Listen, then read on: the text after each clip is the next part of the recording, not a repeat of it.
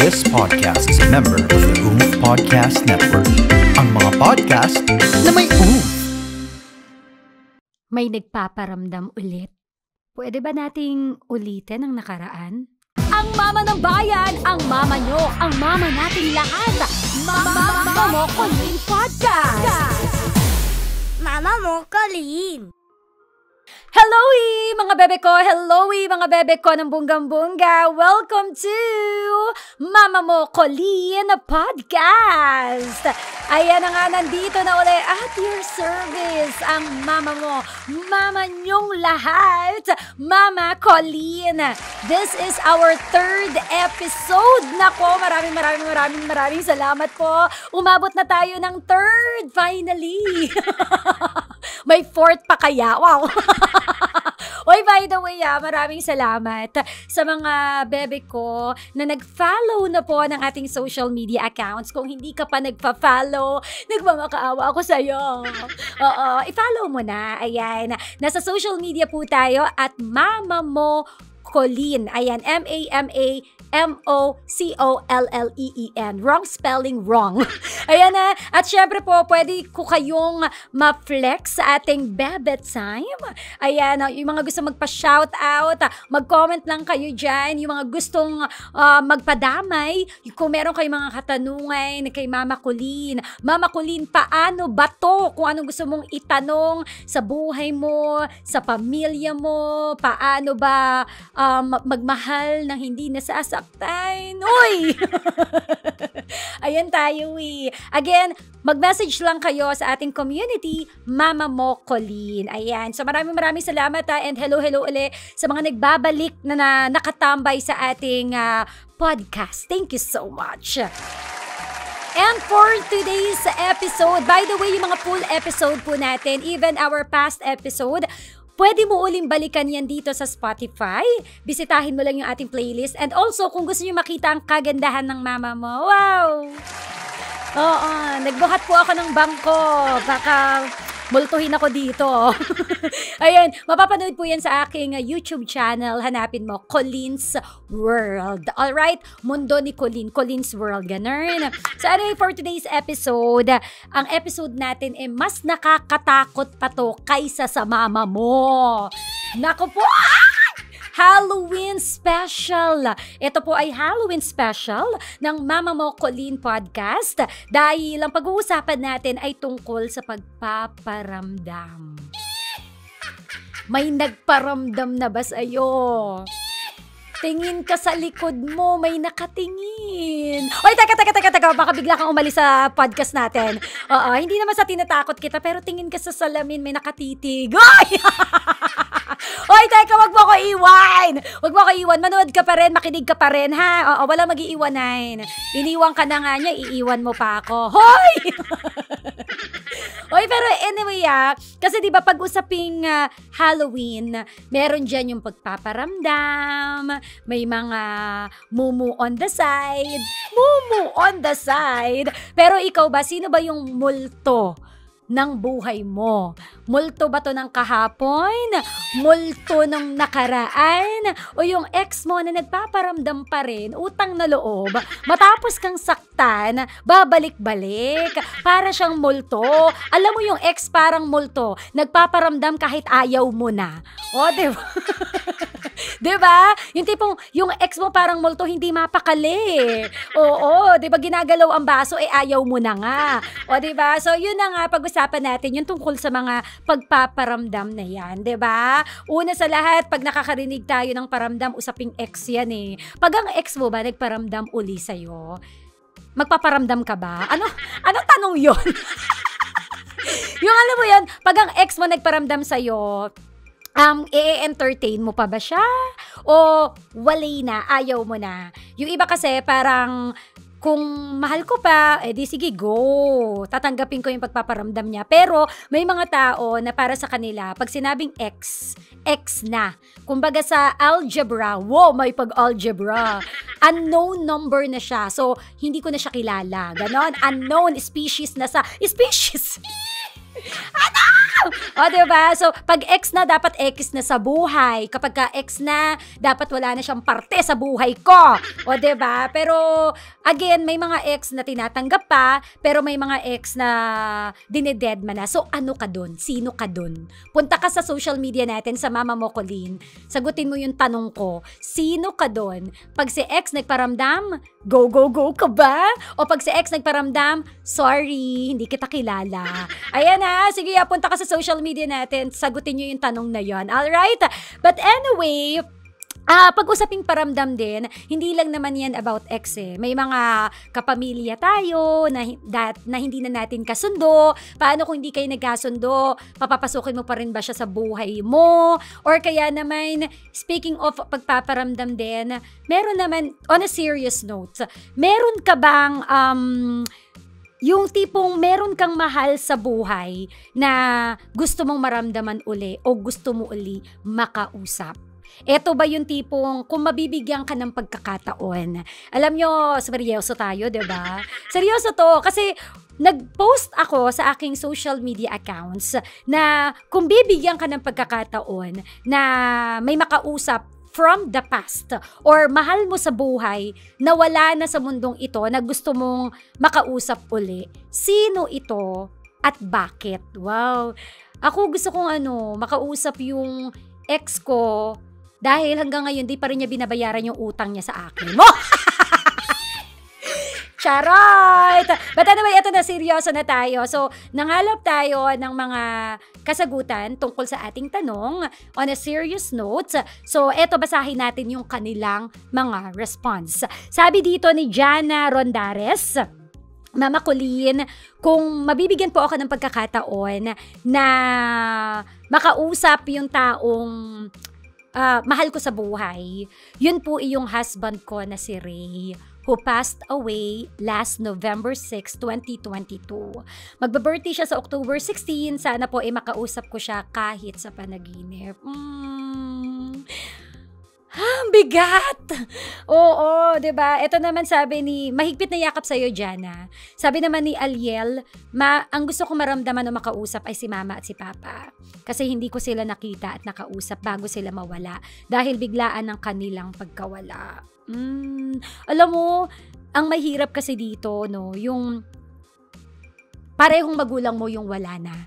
Kaya sobrang, yun yung greatest fear natin, yung mawala yung magulang natin pareho. Kaya para sa'yo, Aliel, mahigpit na yaka para sa'yo. Ganon din yung sabi ni Aiza, my parents who passed away last April 16, 2023. My mom po, nung August 11 naman, my dad.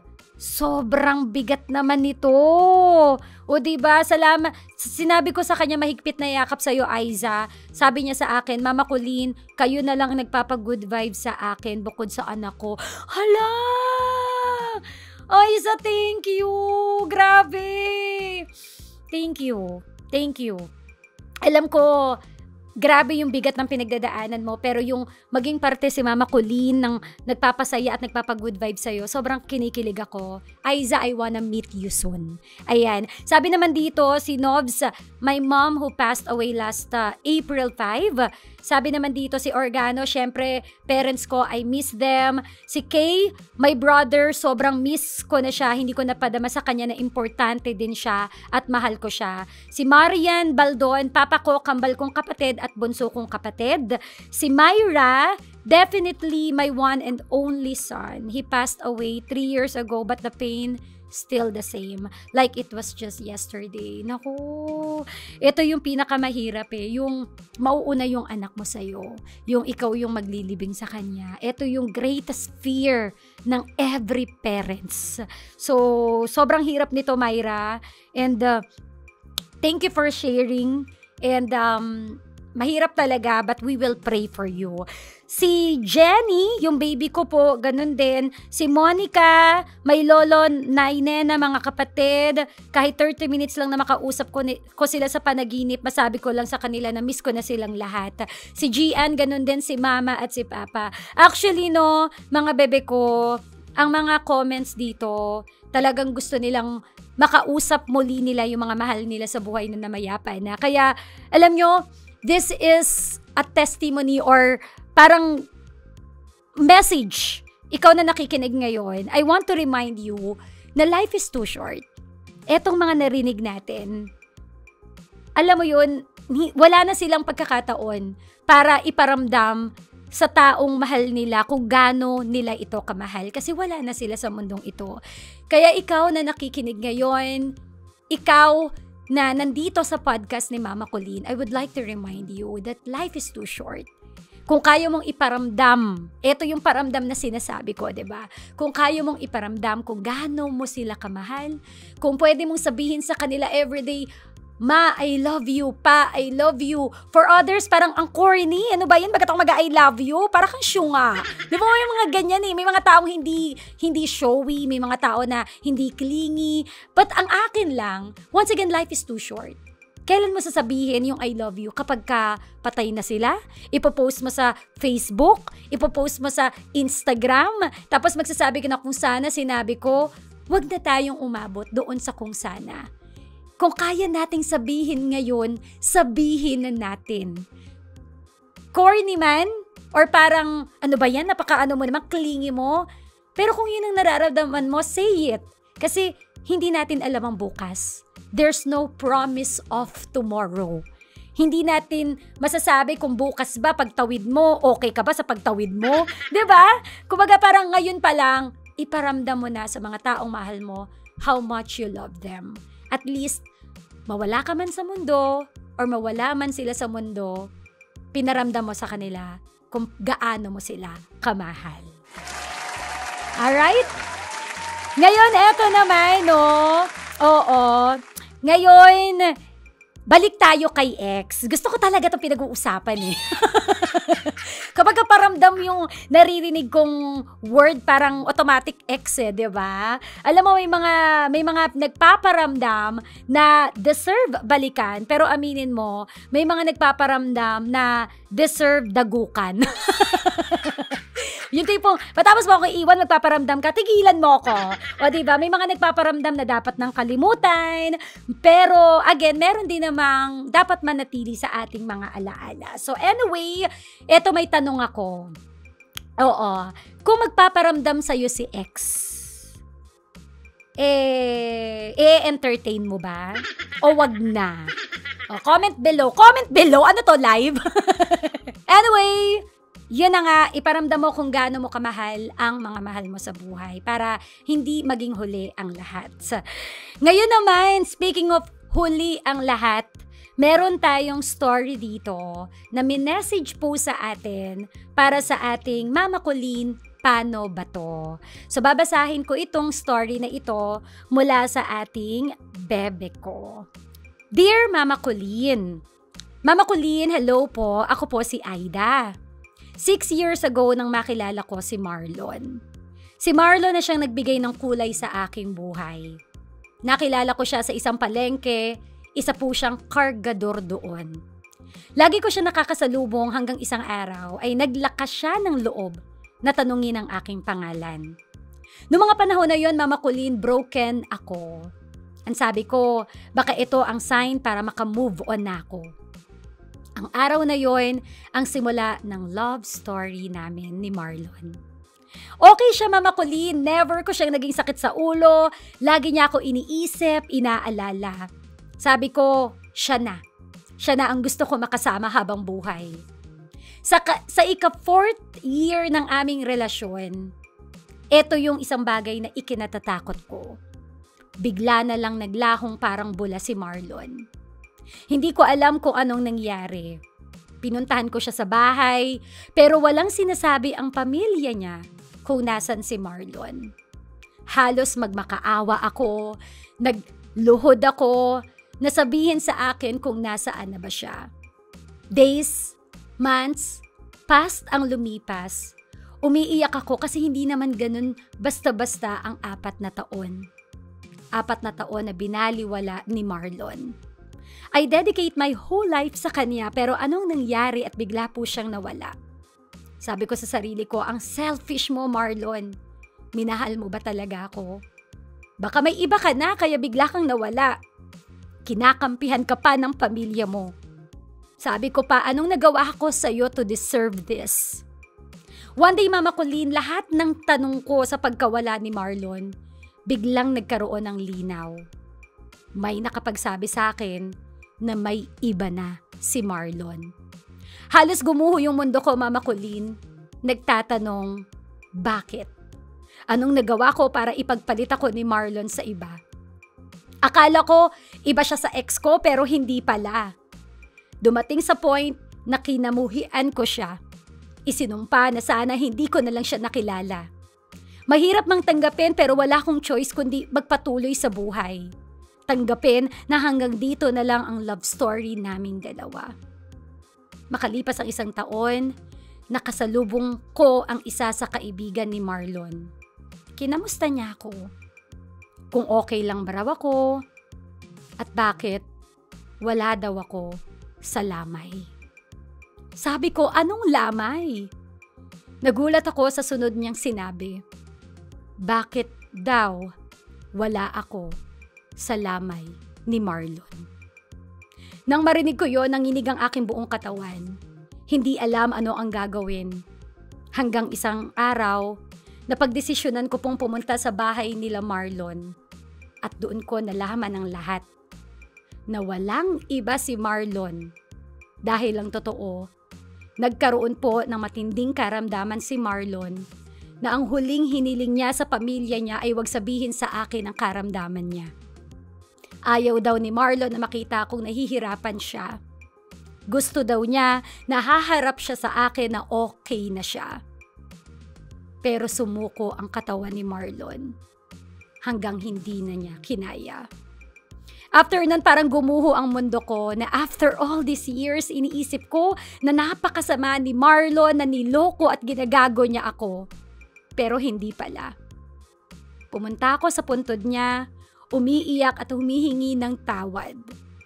Nang mga araw na yun, gustong-gusto ko na magparamdam siya.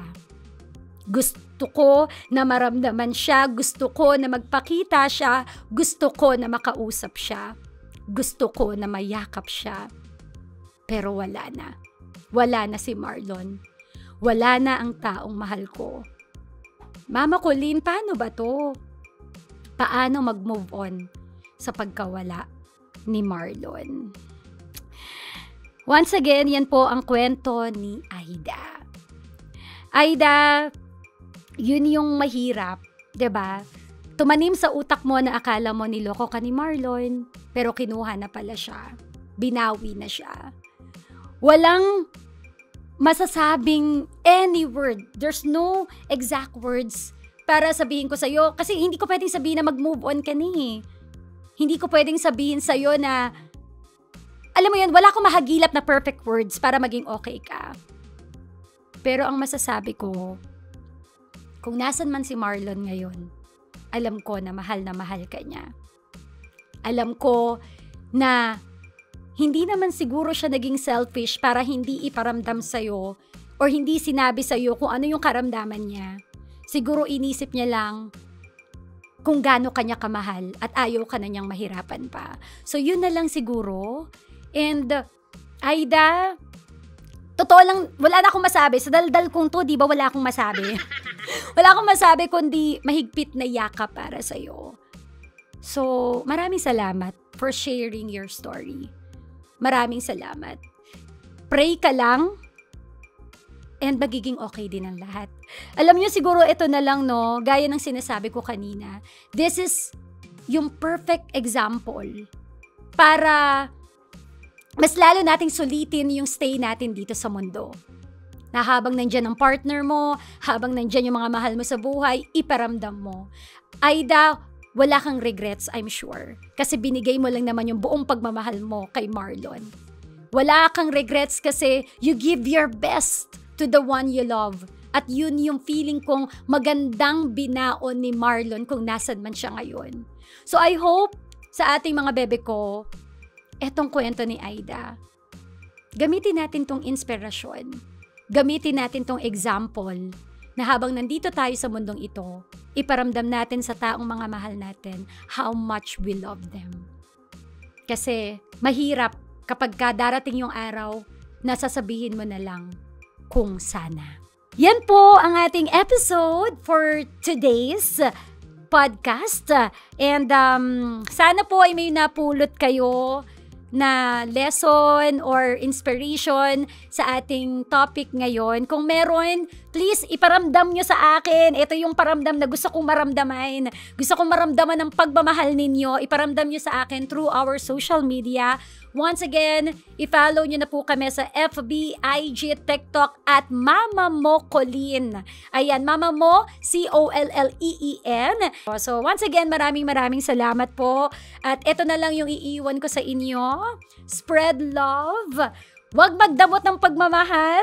Say I love you sa katabi mo ngayon. Kung sino kasama mong nakikinig ngayon, sabihan mo na siya ng I love you. Pre, mahal mo raw ako. Kung sino kasama mo, sabihin mo na. Kasi mahirap kapag huli na ang lahat. So, once again, ito po ang nag-iisang mama mo, mama nyo, mama nating lahat. My name is Mama Colleen. And this is Mama Mo Colleen Podcast. Until next episode. Heart, heart. Bebe ko, i-click mo na yung notification bell at i-follow ang Mama Mo Colleen Podcast here on Spotify para updated ka sa aking latest episodes. I-follow at like mo na rin ako sa aking FB, IG, and TikTok at Mama Mo Colleen. Palambing din mga bebe ko, subscribe ka na sa aming YouTube channel, Podcast, para sa clips at full video episodes naman sa aking official channel, Colleen's World. Magsama-sama tayo muli sa susunod na Biyernes, 6 p.m. here on Spotify. Heart, heart mga bebe ko!